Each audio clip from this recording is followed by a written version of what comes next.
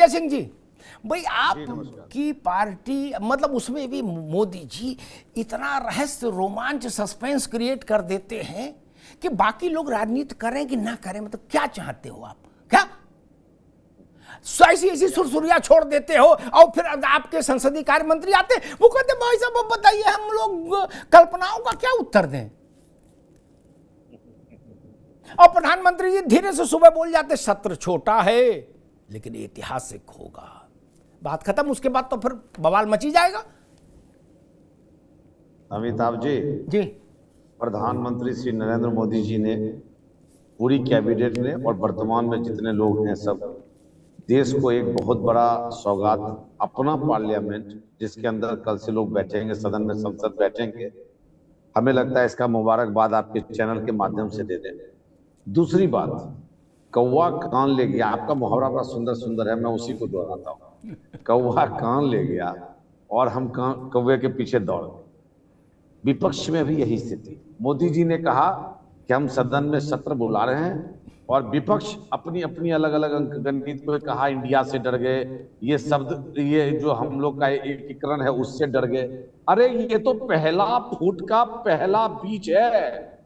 तुम कह रहे हो, तुम्हारी पार्टी का एक धारा कह रहा है कि महिलाओं को आरक्षण दो, और तुम्हारी पार्टी के जितने बाकी धरे हैं, अरे रावण के जो बाकी चेहरे हैं, जो बाकी फेस है, मुख, वो कह रहा है 10 मुहा में से एक मुंह कह रहा है कि नहीं, ऐसा नहीं होने देंगे। ये इंडिया IN.E.I.A जो है, ये रावण का 10 मुख है, जो तैयार हुआ 10 तरह की भाषा बोलेगा। प्रभु श्री राम का तीर तो लगना ही लगना है। प्रधानमंत्री नरेंद्र मोदी जी सबको, सांसदों को ये सिखा रहे हैं कि जो सामने आ जाए सत्य को, प्रत्यक्ष को प्रमाण समझो, जो चीज नहीं आए उसको प्रमाणित समझकर बेवजह हंगामा करके सदन का समय समाप्त मत करो। मैच्योरिटी नेताओं के बीच सबसे बड़ी चीज होनी चाहिए और मैच्योरिटी लाने की कोशिश करो। आपका एक लाइन मुझे भी बहुत अच्छा लगा कि सदन के सत्र शुरू होने से, सदन का काल शुरू होने से 10 मिनट पहले भी उसको चेंज करने का अधिकार है, उसके अंदर विषय को लाने का अधिकार है। जो विषय आएगा सदन के अंदर उसी के ऊपर डिबेट होगा। हम रहस्यमयी इंसान बन के इस बात को सोचते रहे कि ये होगा, ये होगा, ये होगा, और इस पे हम अपनी राजनीति करती रहे, ये संभव नहीं है। मैं आज आपके चैनल के माध्यम से फिर से कह रहा हूं, हिंदुस्तान की धरती पर ये जो I.N.D.I.A है, वो उस 10 मुंह की तरह है जिसको लेकर रावण चलते थे, और अहंकार, अभिमान और ज्ञान होने के बावजूद भी अज्ञानता का शिकार होकर वो ध्वस्त हो गए। ठीक है संजय भाई, यही इनकी सोच जी ठीक। मैं 2 बातें कह के ताहिरा जी के पास एक सवाल लेके जाऊंगा। एक तो उन्होंने कहा कि संजय जी ने, यानी बीजेपी ने, कि भाई जब आए तब समझो, कभी अनुमान ना लगाओ। हमारे विपक्ष के नेताओं से बात हुई, हमने यही बात उनसे कही, ताहिरा जी टेलीफोन पर, क्या भी काहे को परेशान हो? बोले भाई साहब आप सब जान के ऐसी बात बोल रहे हो, रात में 8 बजे नोटबंदी हो गई थी, अब बता रहे हो अनुमान ना लगाओ है? बोले भाई साहब हम भुगत चुके हैं, क्या चुनाव सर पे था, नोटबंदी हो गई थी, क्या हिसाबी किताब नहीं मिला? तो भैया दूध का जला तो छाछ भी फूक फूक के पिएगा। भाजपा वाले कितना भी चिल्लाए, कुछ मत काइट फ्लाइंग करो, आज हर विपक्ष का आदमी तो पूरा दिमाग लगाए कि नहीं लगाए ताहिरा जी, बताओ? वो तो जल चुका है दूध से। एक और दूसरी चीज, और एक सेकंड, और जब सर्जिकल स्ट्राइक की तो किसी को पता था नहीं ना? सवेरे विपक्ष के सपने ध्वस्तीभूत हो गए कि नहीं? आज तक विपक्ष के आदमी पूछो भाजपा कैसे जीती 19 में, बोले भाई साहब सर्जिकल, बर्बाद हो गए हम लोग सर्जिकल में। गलत तो नहीं कह रहा तारा जी? किसी से बात कर लो तो मोदी जी को भी लोग जान गए ना, वो करे भाई साहब ये तो कौतुक वाले प्रधानमंत्री कुछ खेल कर देंगे अंत में। और दूसरी बात जो आई है ताहिरा जी, आपको याद होगा लालू जी ने हाउस में कहा था, मैं उस दिन हाउस में था इसलिए मुझे स्मरण है, कि जो शहर में जो बाल कटी औरतें आती हैं ना, क्या ये गड़बड़ पैदा करेंगी? क्या शरद यादव, हाँ शरद यादव हैं, अब तो वो रहे नहीं, ईश्वर उनको जन्नत बख्शे हैं, लेकिन उन्होंने कहा था इसका बड़ा बवाल मचा था। तो अब वो सब लोग INDIA में हैं, उनके उत्तराधिकारी जितने हैं, भाई लालू जी, मुलायम जी और शरद यादव जी, 3 लोग इसके सबसे बड़े विरोधी थे। क्या अब भगवान के आशीर्वाद से सब लोग, ये सबके उत्तराधिकारी INDIA में हैं। तायरा जी। हाँ जी, देखिए शरद यादव जी ने जब कहा था तो उसका भी महिलाओं ने जम के विरोध किया था। वो बहुत आपत्तिजनक स्टेटमेंट था, वो नहीं है तो उस पर बात नहीं की जा सकती।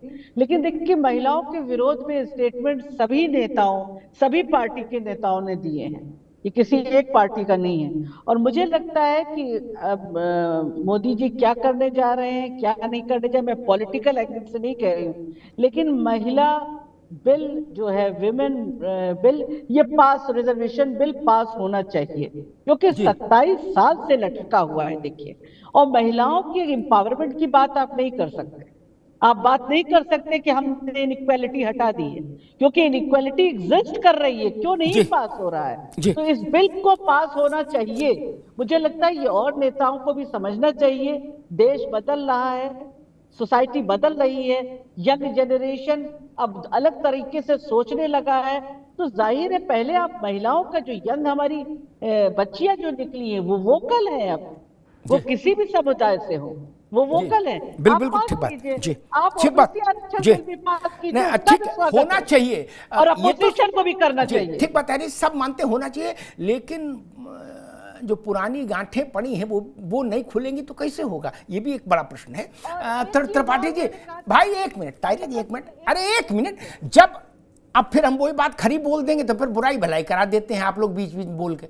लो सुन लो, आपका कहना सरल है, आपको तो चुनाव लड़ना नहीं तायरा जी, लेकिन त्रिपाठी जी की तो सब तरफ मुसीबत है इनकी पार्टी की। स्टालिन को डांट दें, जान रहे हैं स्टालिन नुकसान करा रहा है, लेकिन स्टालिन को डांट दे तो स्टालिन इनको डबल डांट के अलग हो जाएंगे, तब ये कहां जाएंगे? तमिलनाडु में क्या करेंगे? भजन करेंगे? जब स्टालिन को झेल रहे हैं तो आरजेडी क्यों नहीं झेलेंगे? स्टालिन का बवाल कम है। हमको मालूम है जन्नत की हकीकत क्या है, दिल को बहलाने के लिए गाली बेख्याल अच्छा है कि करना चाहिए। स्टालिन को वहां तो वोट मिलता है ना, स्टालिन वहां के लोगों। अरे भैया, स्टालिन क्या, प्रियंका जी को तो चुनाव उत्तर प्रदेश में सीट ढूंढ रही हैं, वहां स्टालिन वोट दिलाएंगे। आप भी गजब करती हो भाई तारिया जी। स्टालिन क्या, राहुल गांधी चुनाव हार गए उत्तर प्रदेश से कि नहीं हार गए, स्टालिन जिता देंगे? नहीं ना, कुछ तो सोचो। त्रिपाठी जी, मसला बड़ा गंभीर होता जा रहा भैया। अभी हाइपोथेटिकल कह सकते हैं हम लोग, लेकिन 2 में से एक भी तीर चला दिया, चाहे वुमेन रिजर्वेशन और चाहे OBC रिजर्वेशन इन ये पार्लियामेंट एंड असेंबलीज, क्या दोनों में मंडल जितन से भी बड़ा सोशल इंपैक्ट होगा देश में?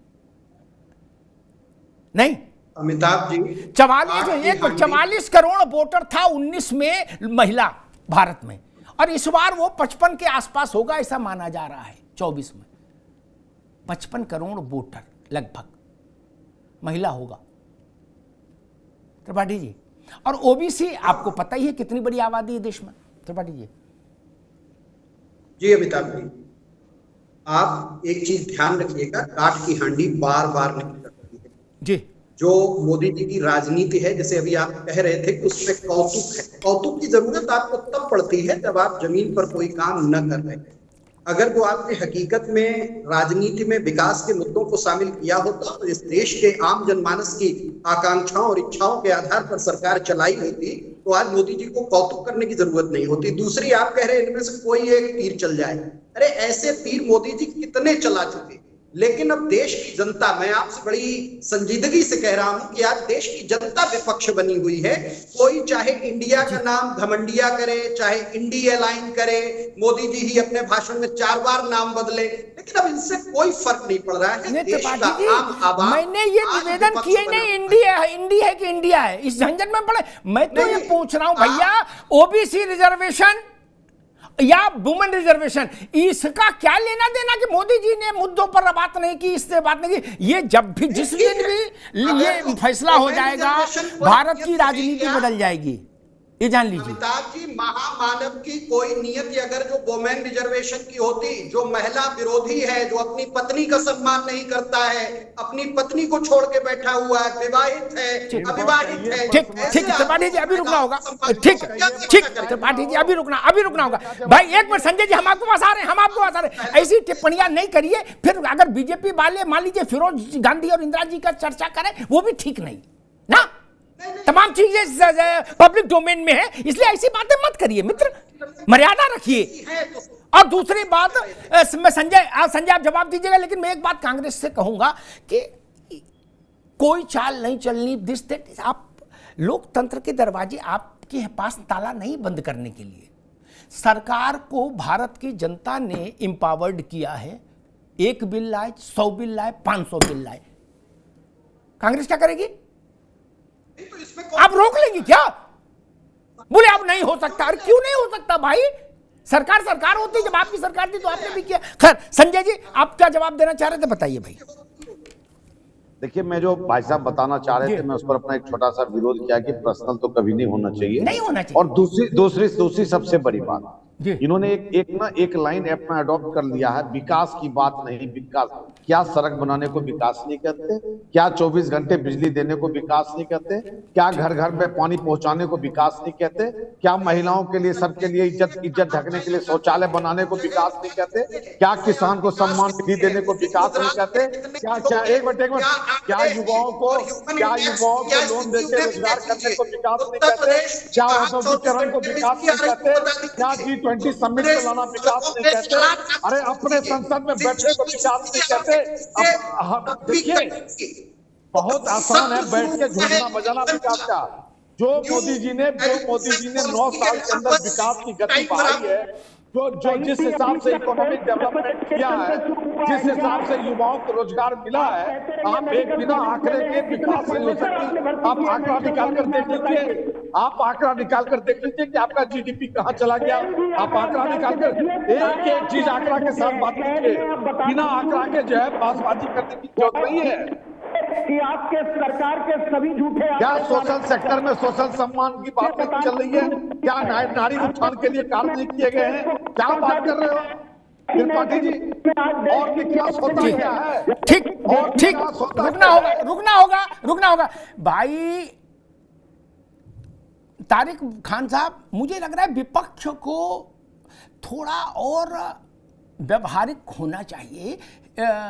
हिपोक्रेसी से आप नुकसान उठा चुके हैं लगातार कितने चुनावों में। मैं एक उदाहरण देता हूं। अगर आप पंचायत में महिलाओं को आरक्षण का कानून जो बना भारत में, उसका श्रेय आप ले रहे हैं और कह रहे हैं अगर मोदी मान लो महिला आरक्षण भी दे देंगे तो भी कुछ नहीं होना। हमने बूंदी का लड्डू दिया, वो बड़ी चीज थी। ये रसमलाई दे रहे, बोले इनकी रसमलाई से कुछ नहीं होना। तारिक खान साहब, ये तो गजब थ्योरी ले आए यार आप लोग। क्या कहां किस आप लोग शुतुरमुर्ग वाली वृत्ति कब छोड़ोगे कि मालूम सिर दे दिया? बोले अग्निहोत्री जी कुछ नहीं हो रहा। और मैं चुनाव दर चुनाव देख रहा हूं। मैं 19 में भी यही सुनता था। बोले भाई साहब चुनाव होने दीजिए, जनता ने तय कर लिया अब की कुछ नहीं होना। 19 में 303 सीट जीत के आ गए। नहीं तो वोट से ही आए ना भैया, ऐसा तो नहीं कि कोई जेब काट के 303 ले आएगा। तारिक खान, अमिताभ भाई समय दीजिए जी।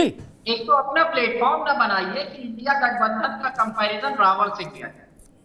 बहुत रिक्वेस्ट कर रहा है, ठीक बात है। मना कीजिए बीजेपी के प्रवक्ता। हम ऐसी भाषा का इस्तेमाल का विरोध करते हैं और ये मेरा अधिकार है।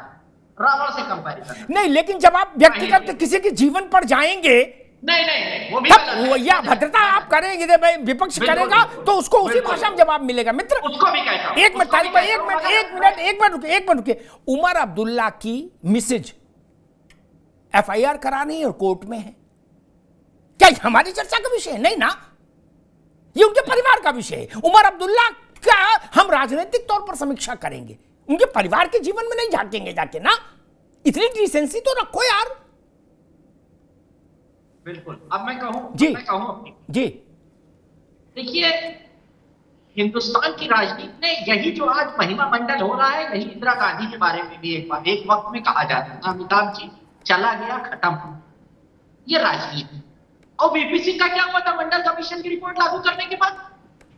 ये भी राजनीति, ये भी हिंदुस्तान के लोगों ने देखा, सबने देखा, मैंने देखा, आपने देखा, मैंने किताबों में पढ़ा, आपने असलियत में देखा है। तो मैं ये कह रहा हूं कि आप अगर ये सोचे कि ऐसा कर देंगे बस सब कुछ हम बटोर के ले जाएंगे, समेट के पोटली बांधेंगे और कंधे पे रखेंगे और निकल लेंगे बाबा जी, ऐसा नहीं होगा। ये बड़ा दूसरा किस्म का खेल हो जाता। मुझे नहीं लगता कि ऐसा हो पाएगा। और आरक्षण आप दीजिए, आपकी तो सत्ता पूरे हाथ में, आपको करना क्या है? पास कराइए। आप तो ध्वनि मत से सबसे ज्यादा, आपने, आपकी सरकार ने रिकॉर्ड बना दिया, इन्होंने ध्वनि मत में सबसे ज्यादा बिल पास करा दिए। यस, बस आवाज निकल आई, ध्वनि मत हो गया। अरे करा लीजिए, कितने रोका है भाई? ठीक।